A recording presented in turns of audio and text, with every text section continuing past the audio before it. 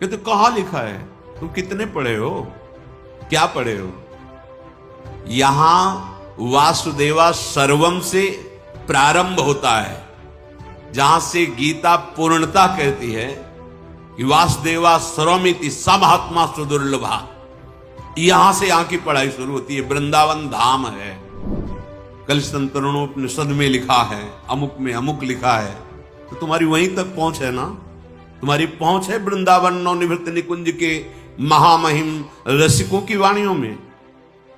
देखा भी नहीं होगा, दर्शन भी नहीं हुए होंगे, तो जरूरी नहीं कि जितना पढ़ लिया उतने केवल ज्ञान है। भगवान को अगाध ज्ञान समुद्र कहा गया है, अगाध प्रेम समुद्र कहा गया है। हमें वो शब्द कान में नहीं डालने हैं जो राधा नाम की महिमा को नहीं जानते हैं, जो राधा नाम की अवहेलनात्मक वृत्ति से वर्णन करते हैं, जो राधा किशोरी को नहीं जानते हैं, जो राधा चरण रेणु वृंदावन की रजरानी का परिचय जिनको नहीं है।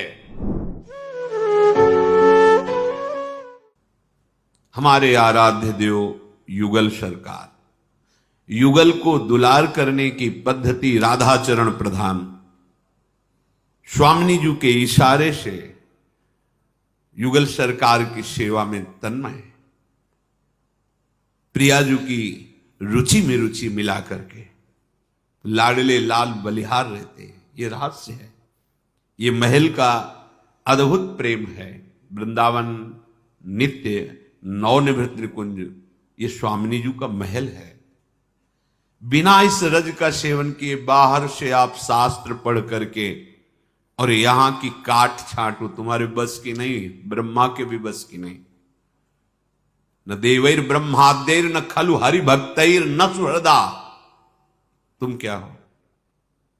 इसलिए बुद्धि को इष्ट मिले और मन मिले, मिले भजन रस रीति, तहां निसंक होए मिलिए, तासों कीजे प्रीति। यदि प्रीति मार्ग में चल रहे हो, क्योंकि समस्त साधनाओं का फल अनुराग है, प्रेम, इसके बिना भगवत साक्षात्कार नहीं होता। मिले ही न रघुपति बिनु अनुरागा। अनुराग प्रेम ते प्रगट हुए मैं जाना, प्रेम। आप सियाराम जपे, साकेत धाम का भाव आपके हृदय में उतरेगा। राजाधिराज महाराज अखिल ब्रह्मांडों के स्वामी गुण गंभीर मर्यादा पुरुषोत्तम भगवान श्री राम और प्राण प्रिय श्री जानकी जी, आप कृष्ण कृष्ण कृष्ण कृष्ण कृष्ण जपिए।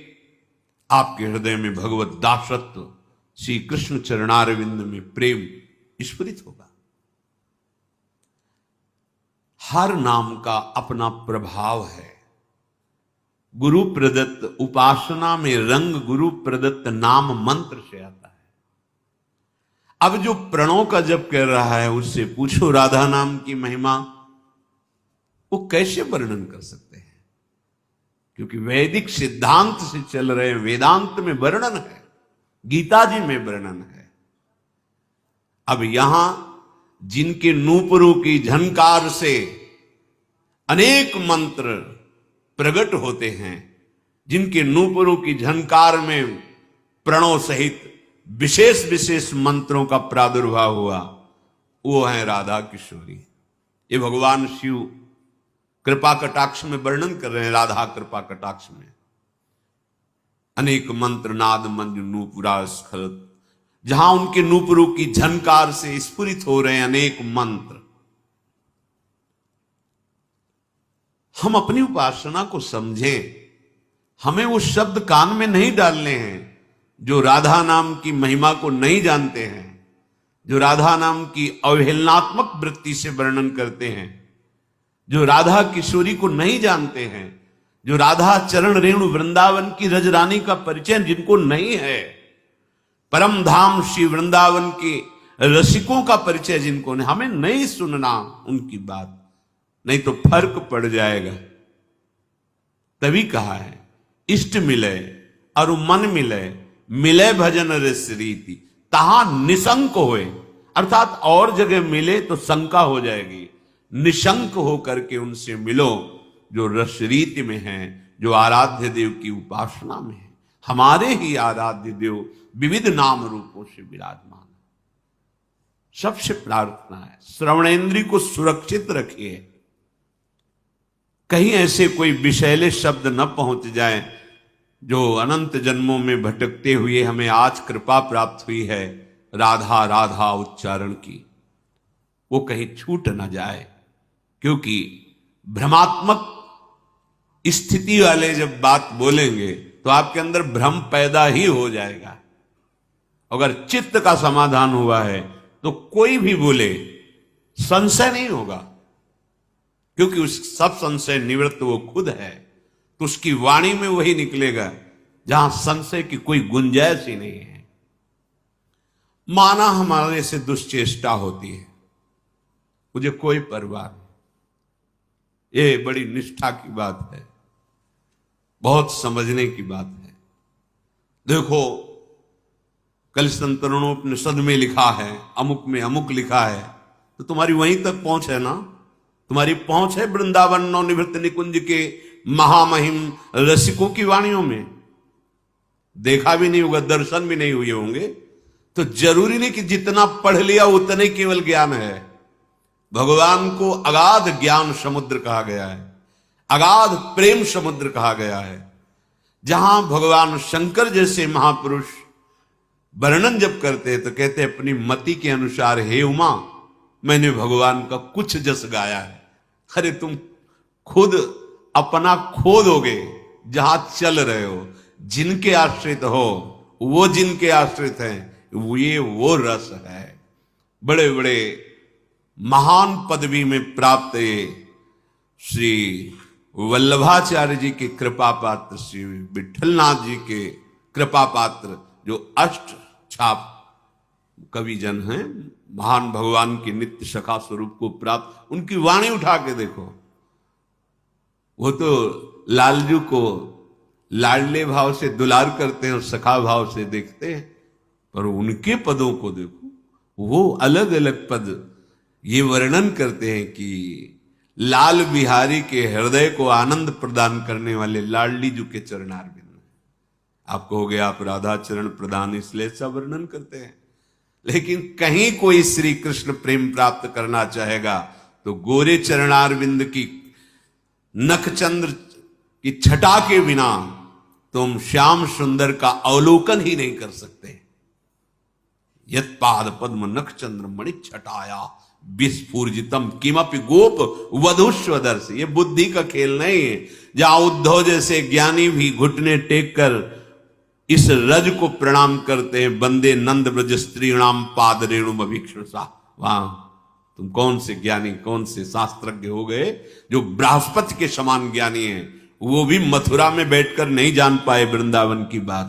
और जब वृंदावन की रज में आए तब हृदय कहने लगा कि हमने उन श्री कृष्ण का परिचय ही नहीं प्राप्त किया, जिनकी प्रेम स्वरूप श्री कृष्ण में गोपीजन विकल हैं। आज तक में उन श्री कृष्ण का परिचय नहीं प्राप्त कर पाए। वो जो बृहस्पति के समान ज्ञानी, भगवान की नित्य सखा, भगवान का उच्छिष्ट रोज पाते हैं, समीप खेलते हैं, वो अपने लोग क्या है। दुश्चेष्टानाम दुर्मतीनांच कोटि कोटिर घोरा अनर्थ दुर्वासना नाम कामम वृंदा कानने मेस्तु मास्तु श्री राधा विस्मृतम नाम मात्रम। ये है कि तो कहां लिखा है, तुम कितने पढ़े हो, क्या पढ़े हो। यहां वासुदेवा सर्वम से प्रारंभ होता है, जहां से गीता पूर्णता कहती है कि वासुदेवा सर्वमिति समहात्मा सुदुर्लभा। यहां से यहां की पढ़ाई शुरू होती है। वृंदावन धाम है, यहां की प्रेम पाठशाला में यहां से प्रवेश होता है। जैसे डिग्रियां होती है ना, तो भक्ति की चरम अवस्था गीता क्या, वासुदेवा स्वरमित समहात्मा सुदुर्लभा। वो महान पंडित है जो विद्या विनय संपन्ने ब्राह्मणे गव्यस्तनी स्वनिच सुपाके चा पंडिता समदर्शिना। अब यहां से हमारी भर्ती होती है, यहां से प्रारंभ होता है, क्योंकि दूरे सृष्टि आदि वार्ता, लक्ष्य निश्चित हो चुका, एक परम तत्व। अब वही एक परम तत्व जो रसो वैसा है, उसके प्रेम मार्ग का भी अभी तो बहुत पीछे है। तो हम अपने कानों को बचा के रखें। इनकी अभी इतनी दिव्यता नहीं आई कि हम उनमें से दूध पी लें और पानी छोड़ दें। हंस बुद्धि नहीं आई। हंस बुद्धि आ जाएगी तब फिर जो रही उत्तम प्रकृति, का कर शकत कुसंग, चंदन विष व्यापत नहीं, लपटे रहत भुजंग। लेकिन वो स्थिति नहीं, तो बहुत सावधान। खान पान तो कीजिए रसिक मंडली माय, जिनके और उपासना तहां उचित ध्रुव नाय। इष्ट मिले मन मिले, मिले भजन रस रीति, तहां निशंक होए मिलिए, तासो कीजिए प्रीति। दुश्चेष्टा नाम बहुत बड़ी महिमा की बात कह रहे हैं। कह रहे हैं कि माना मेरे अंदर दुश्चेष्टाएं हैं, माना मेरी मति ठीक नहीं, कुमति है, माना मैं घोर अनर्थकारी हूं, पर अब एक जीवन में निश्चय कर लिया है कि राधा नाम कभी नहीं छूटेगा। आहा, कामम वृंदा कानने मेस्तु मास्तु श्री राधा, विस्मृतो नाम मात्रम। बस, पर अब एक निश्चय कर लिया है कि अब जीवन में कभी राधा नाम का विस्मरण नहीं होने देंगे। हो गया काम। इतने शास्त्र, इतने सिद्धांत हैं, एक मार्ग जो आपको प्रभु ने पकड़ाया, बस पकड़ लो, निकल जाओगे। और मार्ग ढूंढते पूरा जीवन व्यतीत हो गया, चल ही नहीं पाओगे। कुआं खोदते जीवन हो गया, प्यास बुझी ही नहीं। अपने लोग कुछ ऐसे हैं, कुआं खोदते खोदते जीवन व्यतीत हो गया, प्यास नहीं बुझी। मार्ग शास्त्र पढ़ते पढ़ते जीवन व्यतीत हो गया, कदम एक नहीं चले। ये चलने का मार्ग है। कैसी भी स्थिति हो, यहां भाव समझिए, कैसी भी स्थिति हो, चाहे मेरे में कोटि कोटि दुश्चेष्टाएं हो, दुश्चेष्टा नाम दुर्मति नाम च कोटि कोटिर घोरा अनर्थ दुर्वासना नाम। अब तो हमें काम सी वृंदावन से कि आश्रयदाता वृंदावन, और एक हमें सावधानी, पूरे जीवन में राधा नाम भूलेंगे नहीं। तो क्या प्राप्त हो जाएगा? श्रीपाद कह रहे हैं, जो निरंतर राधा नाम जप करता है। देखो ये बात समझो, नाम जापक इस बात को समझे। अब हम ये कभी नहीं सोचे कि हमारे कर्मों का फल हमें भोगना पड़ रहा है। हमें थोड़ी मति बदलनी पड़ेगी। मुझे प्रभु प्रेम रस को सहाने के लिए, क्योंकि महान प्रेम रस हमें दुख और सुख दोनों देकर परिपक्व कर रहे हैं। छोड़ो ये पचड़ा कर्म का, हमारे कर्मों का भोग, ये तो समझाने के लिए जो अभी आश्रय में पुष्ट नहीं हो रहे उनके। अब हमारा कोई कर्म विधान की तरफ दृष्टि नहीं जानी चाहिए, हमारी दृष्टि प्रभु के विधान की तरफ जानी चाहिए। जो हमारे वृंदावन के रसिक जन है वो सिद्धांत वर्णन करते हैं, कह रहे हैं, हे रावरे, आपको अब हम समर्पित हो गए, तो सिद्धांत समझ लो। अब हमारे कोई संचित कर्म नहीं, कोई प्रारब्ध कर्म नहीं, कोई क्रियमाण नहीं, क्योंकि तन मन वाणी और स्वयं से मैं आपका शरणागत हूं। और आपका सिद्धांत है कि जो शरणागत हो गया उसका भार मैं वहन करता हूं। अब हमें क्या चिंता, फिर ये दुख क्यों आ रहे हैं, ये प्रश्न क्यों उठा? ये उनका शरीर है, उनका हृदय है, चाहे इसमें दुख भेजे या सुख भेजे, उनका मकान है, चाहे हीरा जवाहरात रहे, चाहे कबाड़ भरे, हमें क्या परेशानी? हमने तो उनके नाम कर दिया, अभी निश्चिंत हो जाओगे। इसलिए शरणागति का लक्षण है निश्चिंत, निर्भय, निशोक। कोई चिंता नहीं, कोई भय नहीं, कोई शोक नहीं, विपरीत भावना का त्याग, संशय बिल्कुल नहीं, निशोक, कोई शोक नहीं, कोई संशय नहीं, ये अपने आप आ जाता है। अब मुझे क्या परेशानी? कोटि सुख दुखन के नाना भांति दायक हो। आप अब हम कर्म को नहीं मानेंगे कि हमें कर्म, ये हम ऊंची आश्रय स्थिति की बात कर रहे हैं। शरणागत की जो एक परिपक्व स्थिति होती है वो सब है। वो एक बात केवल देखता है, आप ही सुख दुख देने वाले हो। क्यों देते हैं सुख दुख? केवल सुख ही देते रहे ना, दुख क्यों देते हैं? क्योंकि वास्तविक को केवल सुख में ही आपको निमग्न करना चाहते हैं। इसलिए जहां तुम फंसे हो वहां दुखानुभूति करके तुम्हें आगे बढ़ा रहे हैं। हम इसे कर्म विधान की तरफ देखेंगे तो शास्त्रीय सिद्धांत, और प्रेम विधान की तरफ देखेंगे तो आपका कृपा कटाक्ष। आप जो हमें दुख दे रहे हैं उसका कारण है हमारा राग, हमारी ममता। समर्पित तो कर दिया पर ममता ना, ये होता है। जैसे कोई वस्तु दे दी, अगर आपकी ममता शक्ति, तो फिर आप बार बार पूछे वो कैसा रहा, वो वस्तु कैसी है, आपको अच्छा लगा, बार बार पूछे, क्योंकि आप सुनना चाहते हैं, अपनी बड़ाई सुनना चाहते हैं। किस बात के शरणागत हुए? तन से, मन से, प्राणों से, वचन से, स्वयं से। कहां से हुए? सब कुछ तो अपना माने हुए हो। तो वो ऐसे हैं कि बलवान है ना, तो नामे तो कर दिया तुमने, पर अपनी आसक्ति ममता स्वयं बनाए हुए हो। अब वो दुख रूपी औषधि डालकर तुम्हें ममता आसक्ति रहित कर रहे हैं। कोटि सुख दुखन के नाना भांति दायक हो। शरणागत का क्या स्वरूप होना चाहिए?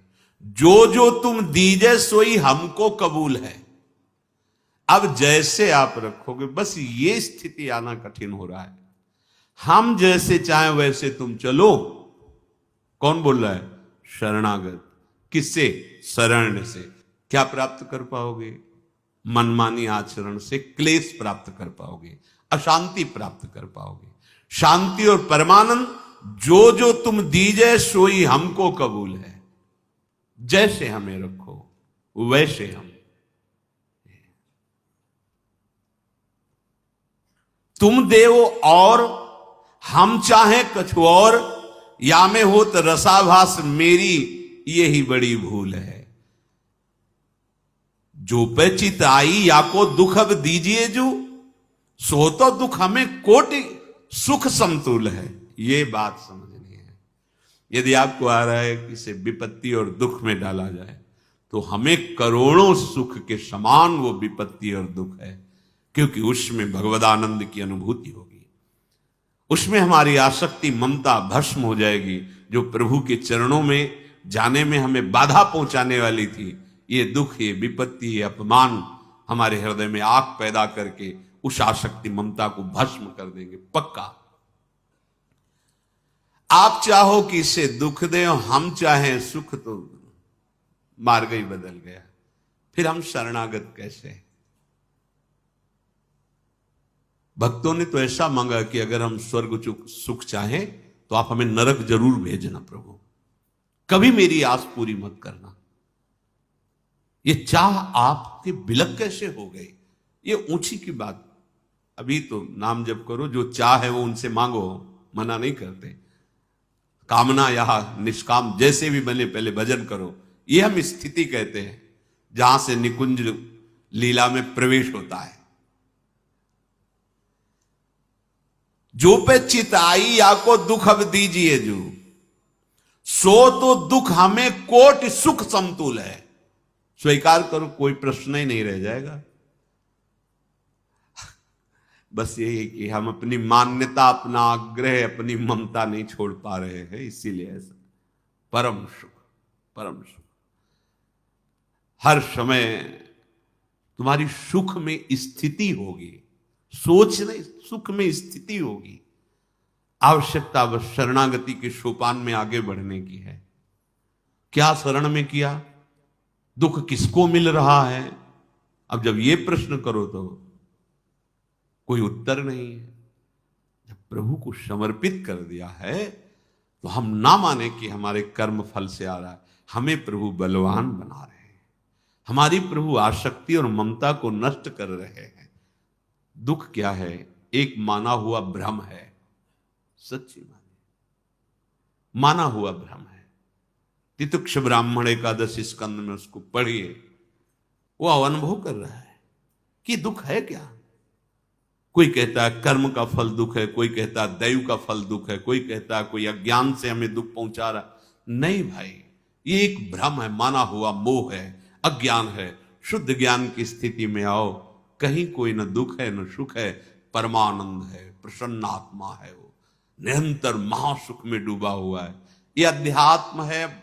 ऐसी निचाई पर बैठे हो जहां आचरण ही पवित्र नहीं, तो बात ही कैसे समझ में आ जाएगी। कितना भारी समर्पण है कि जो अगर आपके चित्त में आ गया इसे दुख दे। क्यों दुख दे? क्योंकि वहां राग है तुम्हारा, जहां तुम्हें दुखानुभूति हो रही। राग ना हो तो दुख का अनुभव ही नहीं होगा, और अब हम छोड़ पा नहीं रहे, इसलिए प्रभु ने दुख रूपी औषधि दे के राग से मुक्त किया। कितने कृपालु हैं। अनंत जन्मों से राग रूपी रोग हमें बार बार क्लेश, शांति, दुख प्रदान कर रहा है। तो प्रभु जो दुख दे रहे हैं उससे वैराग्य उदय होगा, राग रहित होंगे। अंदर की बात समझ लीजिए, इसमें क्यों म्यों की जरूरत नहीं है। यही बात सार निर्धार महापुरुषों ने अनुभव करके यही निर्धार किया। यही सार बात है कि हे रावरे, हे युगल सरकार, यदि आपकी इच्छा नहीं जानी तो जानिबे पे धूर है। ता जानिबे, क्या जाना? जोई जोई प्यारो करे सोई मोहि भावे।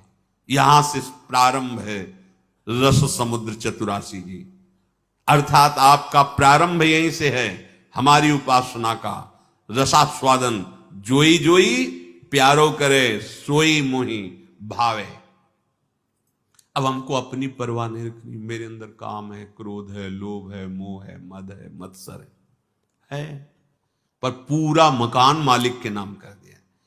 ये जो असद वृत्तियां हैं, ये बड़े बलवान, इनसे हम नहीं जीत पा रहे, तो बड़े बलवान के नामे कर दो, वो खाली करवा देंगे। बस सबसे बलवान प्रिया प्रीतम श्यामा श्याम के चरणारविंद, उनका नाम हम। अब देखो, आप संभालो, आप पक्का परम पद मिलेगा, चाहे कोई भी हो। प्रार्थना मान लो, सिद्धांत बहुत से अलग अलग शास्त्रों के वर्णन किए गए। ये प्रीति की रीति है, सिद्धांत ये प्रेम का है। कैसा भी हो, अलग लड़ेती रीझ के महल खवासी दे।